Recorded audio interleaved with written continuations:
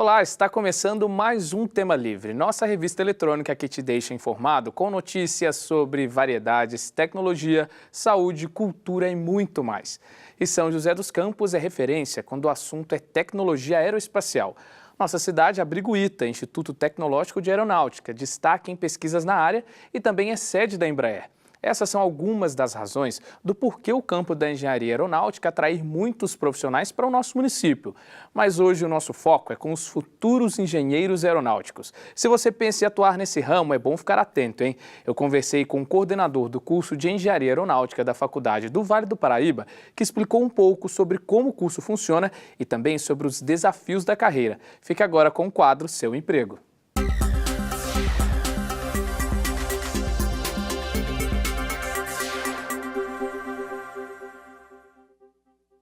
Olá, seja muito bem-vindo ao Seu Emprego. E para você que está procurando uma carreira e uma colocação no mercado de trabalho, a gente fala hoje no nosso programa sobre engenharia aeronáutica. Ao meu lado está o profissional Moacir de Souza Prado. Moacir, muito obrigado pela presença.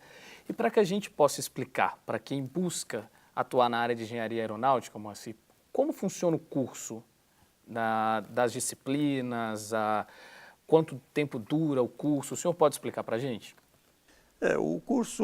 Os cursos de engenharia que nós temos na Univap, eles têm duração de 5 anos. É uma exigência do MEC. Esses 5 anos nós dividimos nos 2 anos iniciais, estuda-se as matérias básicas. São ministradas as matérias básicas, como as matemáticas, as físicas, as químicas, tá certo? E depois você tem os 3 anos de disciplinas mais profissionalizantes, mais específicas da engenharia aeronáutica. Não?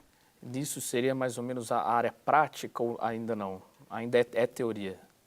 Não, as específicas você já começa a estudar teoria e depois você procura fazer a prática. Uma das coisas que a gente tem que ter em mente é o seguinte: quando você vai estudar, não interessa a disciplina que você fizer. A primeira coisa que você vai fazer, que você tem que fazer, é entender o que você está estudando, o que você está lendo. Depois você tem que aprender a comunicar aquilo, seja através de relatórios, seja através de uma apresentação, e depois você tem que fazer a aplicação daquilo. Isso aqui vai ser aplicado onde? Eu considero que um engenheiro, ele tem, quando você forma, ele tem que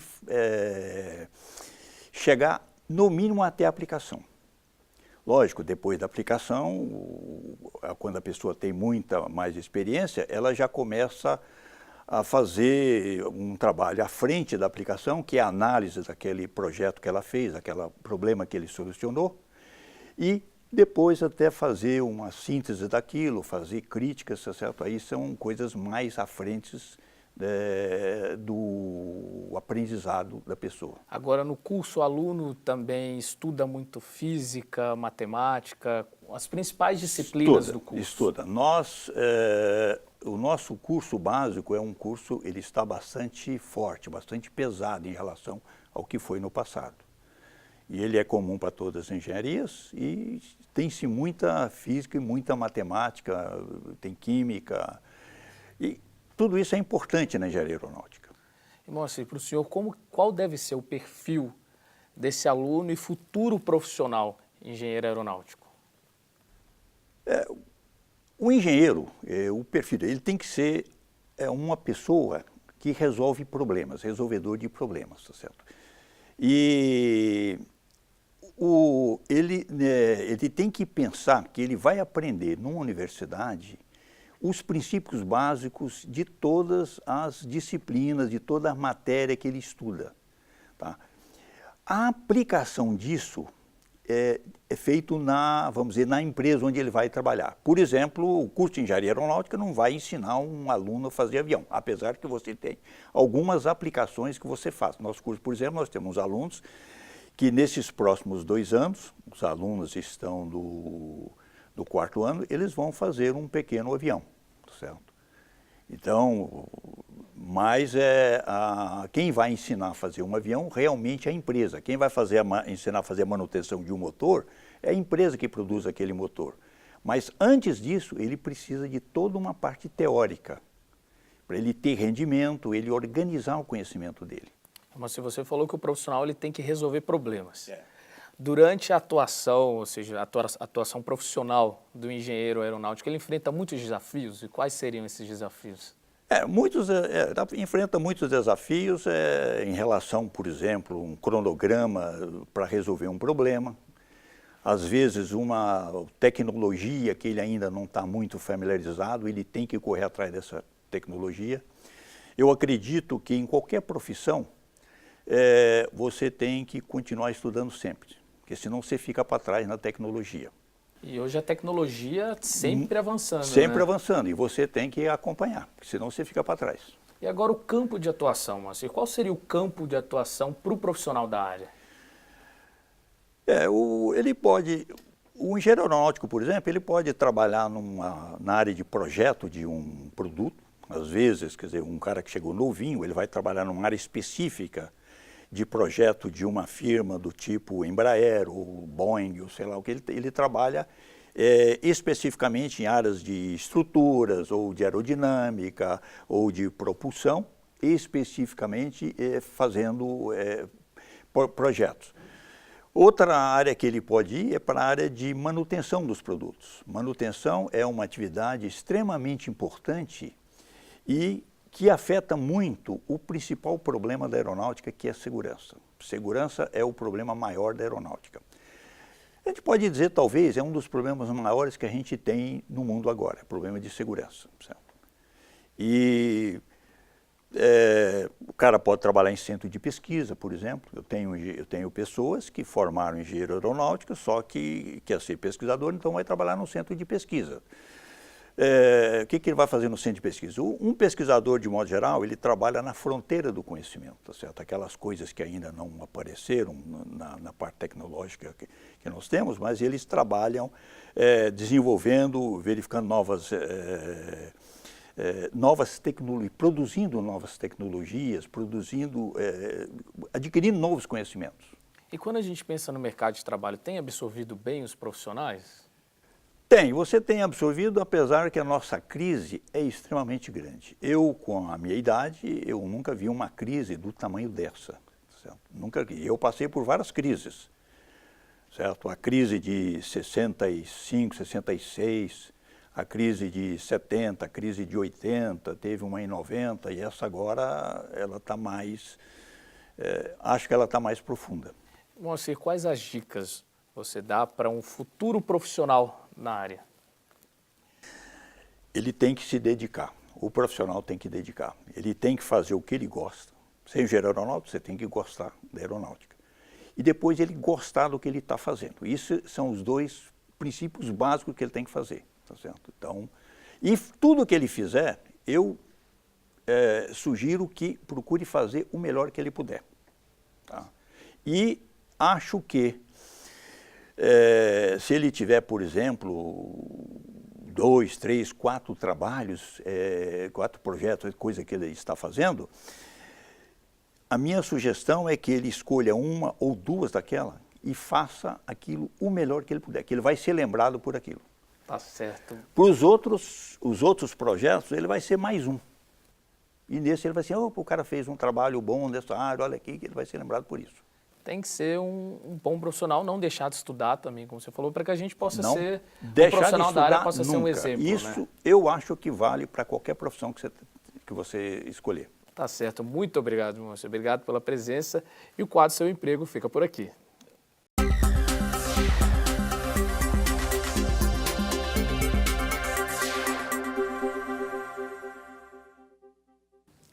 E no próximo bloco vamos falar de saúde e de um assunto importante, mas que muitas pessoas não levam tão a sério, o café da manhã. Você vai entender por que ele é considerado uma das refeições mais importantes do dia.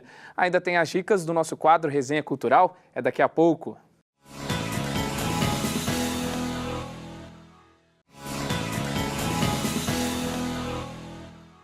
E voltamos com o Tema Livre para te fazer uma cobrança. Calma que a gente não está falando de dinheiro não.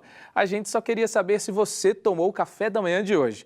Pois é, tem muita gente que ainda não dá a devida atenção para essa refeição, considerada uma das mais importantes do dia. Mas olha, é necessário e muito saudável você se alimentar logo depois de acordar, viu? Os benefícios são vários, desde disposição até a prevenção de doenças intestinais. E para reforçar esse hábito, eu conversei com um médico e uma nutricionista que nos explicam melhor o porquê o café da manhã faz bem para o nosso corpo. Hoje a gente veio até essa padaria para te fazer uma pergunta. Você costuma tomar café da manhã? Tem tempo para preparar em casa ou prefere fazer a refeição nas lanchonetes ou padarias?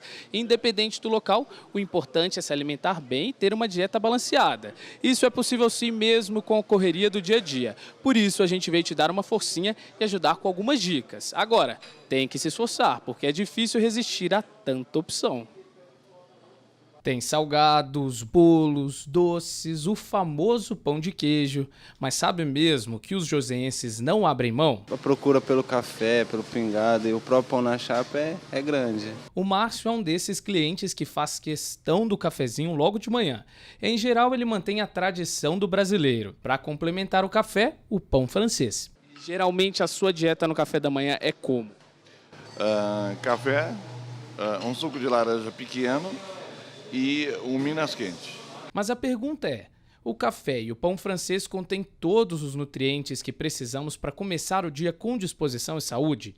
Segundo essa nutricionista, temos que entender o aspecto cultural do nosso país, o qual já mantém essa tradição no costume alimentar. Porém, para garantir uma dieta mais balanceada, o pãozinho com café poderia vir acompanhado com uma porção de proteína. Um alimento que eu considero um super alimento, que seria ótimo para colocarem no café da manhã, é o ovo. Tem todos os nutrientes, vitaminas, minerais, antioxidantes, é fonte de colina que ajuda no sistema nervoso, no processamento da informação a nível dos neurónios. Outros alimentos, um iogurte, por exemplo, também uma fonte láctea. Não vale aqueles iogurtes todos açucarados, cheios de aditivos. Olhem os rótulos. Iogurte deverá só ter na sua constituição o leite e fermentos lácteos. Ainda de acordo com a nutricionista, é preciso levar a ideia de um café da manhã balanceado a sério, já que os benefícios de uma refeição rica em nutrientes logo depois de acordar são muitos. Vai aumentar os seus níveis de energia, para você ter energia, performance cognitiva, performance física, para ter foco, para trabalhar ao longo do dia, vai influenciar nas suas escolhas alimentares no resto do dia, vai contribuir então para a saúde de um modo geral. Com tantos reflexos positivos na saúde e bem-estar, dá para entender por que o café da manhã é considerado a refeição mais importante do dia, uma vez que o corpo está saindo de um longo jejum assim que acordamos. E é por conta desse período de jejum que não devemos pular o café da manhã. Deixar de fazer a refeição ou demorar muito para se alimentar depois de uma noite de sono pode trazer consequências negativas para a nossa saúde. Você estando muito tempo em jejum, você vai ter o seu suco gástrico, que naturalmente é produzido no estômago. Muito tempo em jejum, o suco gástrico fica lá, o ácido que fica no estômago acaba irritando a parede dele e acaba desenvolvendo uma gastrite. Sempre que você come de pouquinho em pouquinho, uma pequena quantidade, o alimento ele cai lá, ele acaba neutralizando o ácido, evitando esse tipo de doença, né, a gastrite. O certo é você comer uma pequena quantidade várias vezes ao dia. Com isso, sempre tem uma pequena refeição entrando no estômago, neutralizando o ácido e fazendo o seu metabolismo funcionar. Seja pela saúde, pelo bem-estar ou pela disposição, o café da manhã merece muito a atenção de todos nós. E vamos combinar, por mais corrido que seja o seu dia, é preciso separar um tempinho para garantir uma boa alimentação matinal. Teoricamente, você vai evitar um pouco a gastrite, né? Porque você vai ter sempre o ácido do estômago neutralizado. Você às vezes pode prevenir a obesidade também, como eu falei, porque o seu metabolismo não vai desacelerar, né? E sempre você mantendo uma boa refeição, com bons nutrientes, tudo, teoricamente o seu sistema imune também vai ficar melhor. Eu acho que são razões mais do que suficientes para nós pensarmos nesta refeição tão importante. Se não tem tempo de manhã, Faz um pré-preparo na véspera, já põe lá as coisinhas, já adianta as coisinhas ou monta umas panquecas, porque não, para levar no trabalho e comer quando não tem tempo, ou faz uns bolinhos, ou faz um salgadinho.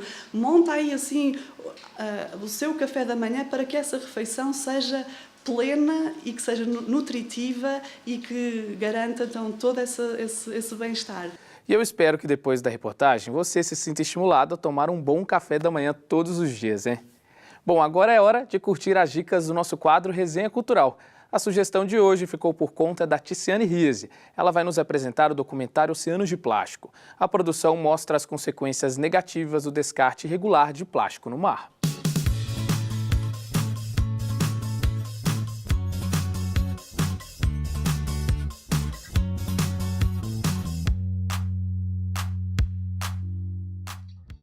Olá, o Resenha Cultural está no ar. Hoje vamos falar sobre o documentário Oceanos de Plástico. A produção levou 4 anos para ser realizada e foi filmada em 20 diferentes regiões do nosso planeta. Os exploradores Craig Leeson e Tanya Street, juntamente com uma equipe de cientistas internacionais, nos apresentam um panorama sobre a poluição dos oceanos em função do descarte irregular do plástico. O documentário aponta as causas e consequências dessa triste realidade e apresenta soluções para o futuro, evidenciando os danos à fauna e à flora. Only a fraction of the plastic that we produce is recycled. This is never going to degrade. It's got nowhere to go. This was something that these animals, they were forced to endure because it was man-made and we'd put it into their environment. Nos últimos 70 anos, a produção do plástico tem se intensificado de maneira acentuada. Todos os anos, 300 milhões de toneladas de plástico são produzidas no mundo. 8 milhões de toneladas desse material são despejadas nos oceanos. We were in what we thought was a relatively pristine environment. I started to wonder what was happening in oceans elsewhere on the planet. E o Resenha Cultural fica por aqui. Obrigada pela companhia e até a próxima.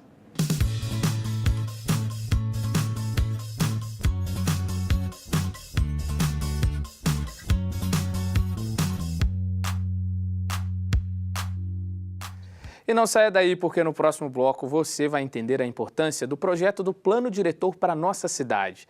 Uma proposta de revisão do plano foi aprovada na Câmara e passa a valer até 2028. E ainda no quadro Sons da Cidade, você vai conhecer o trabalho das bandas da nossa região. A gente volta já.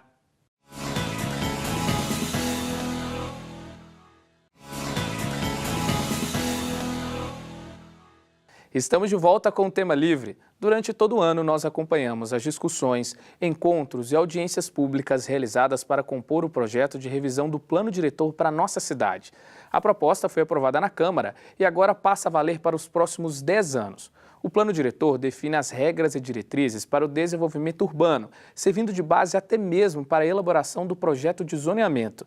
E para que você entenda melhor como ele funciona, a repórter Renata Marangoni conversou com um especialista que explica os principais objetivos e mudanças do Plano Diretor. Você sabe o que é o Plano Diretor? É ele que dita as regras de uso e ocupação do solo em todas as áreas do município. Ou seja, ele determina se cada região deve ser residencial, comercial, mista ou rural. Por isso, antes de fazer qualquer construção, devem ser observadas as exigências do Plano Diretor.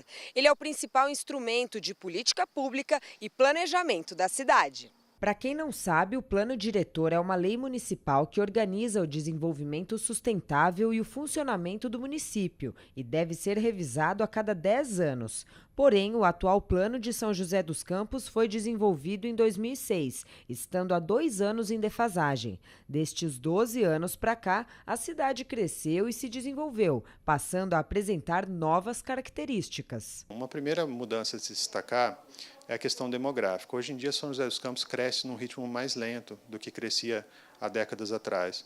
Hoje em dia, a população, nós temos arranjos familiares com menos pessoas nas residências, temos uma atração de imigração menor. Então, a cidade não está crescendo tanto quanto crescia antigamente, mas nós queremos dar qualidade de vida para as pessoas que chegam. Uma outra mudança importante que aconteceu é a mudança cultural. Hoje em dia, as pessoas têm uma cultura de participação política maior, então elas cobram uma transparência maior do poder público. Um dos principais desafios que a gente vai enfrentar é a questão da habitação. São José dos Campos tem uma série de loteamentos, núcleos informais, ou seja, as pessoas foram construindo loteamentos sem o registro na prefeitura, e nós, com a regularização fundiária, nós estamos estabelecendo aí uma série de políticas para trazer uma qualidade de vida, regularizar esses loteamentos, trazer eles para a cidade mesmo, incorporar essas pessoas no dia a dia da cidade. Um dos pontos mais importantes observados pela Prefeitura neste raio-x atual da cidade é a sustentabilidade. O munícipe está mais crítico e mais exigente. Esse plano diretor ele contempla mecanismos que vão trazer uma qualidade ambiental maior. Dessa vez, dentro dos empreendimentos, nós estamos prevendo incentivos para que empreendimentos sejam cada vez mais sustentáveis, cada vez mais ambientalmente corretos. Em razão das diversas mudanças, é preciso atualizar o diagnóstico do município. Desde 2016, a Prefeitura organiza audiências e oficinas públicas em todas as regiões, com o objetivo de trazer esclarecimentos sobre as etapas da revisão do plano e colher sugestões da população, que também foram consideradas na elaboração do projeto antes de ser enviado à Câmara. Esse plano diretor abriu uma participação maior através de um conselho gestor, através de 4 baterias de reuniões públicas que foram executadas, e com isso a gente contemplou esse anseio por participação. A gente percebeu que as pessoas tinham uma necessidade de se deslocar menos, de ter um serviço, ter um comércio de qualidade próximo, e até o trabalho também. Se tiver, né, o comércio, o serviço, elas vão poder trabalhar próximos onde elas moram.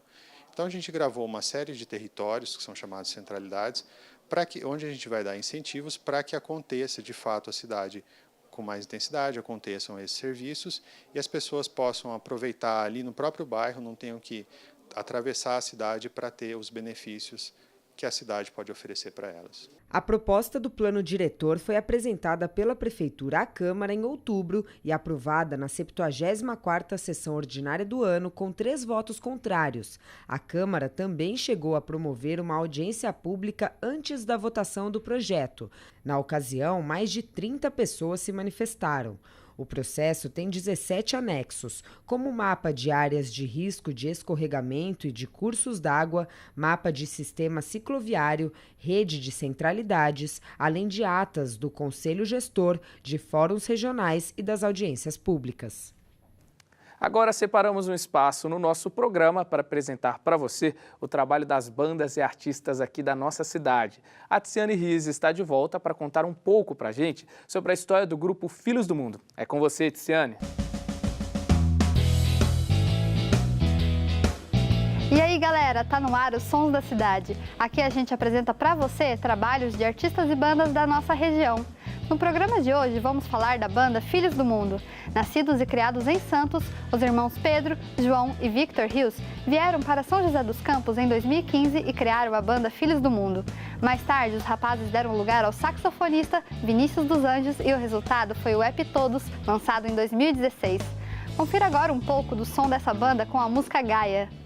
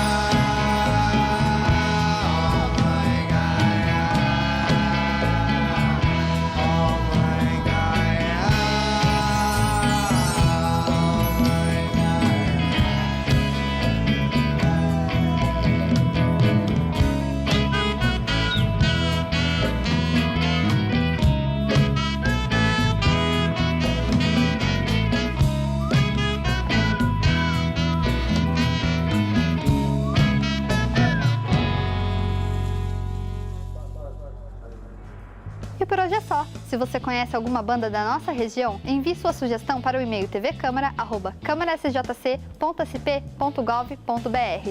O Sons da Cidade fica por aqui. Obrigada pela companhia e até a próxima!